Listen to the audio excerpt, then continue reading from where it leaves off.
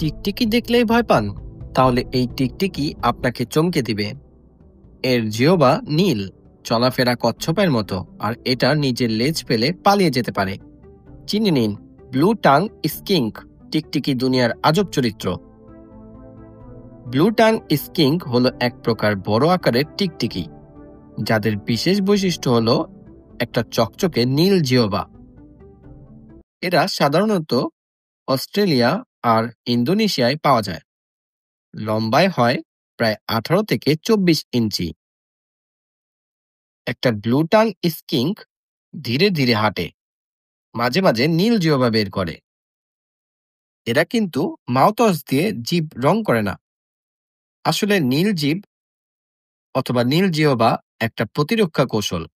যখন এই টিকটিকি ভয় পায় তখন হঠাৎ করে নীল জিহ্বা বের করে শত্রুকে ভয় দেখায়। ভাবটা এমন, আমি বিষাক্ত, আমাকে খেও না।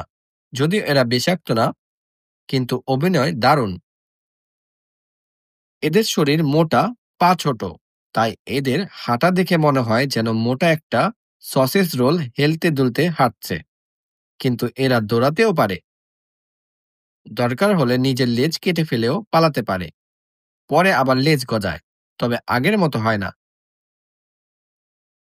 ব্লু টাং স্কিঙ্ক একেবারে ফুডি প্রজাতির টিকটিকি।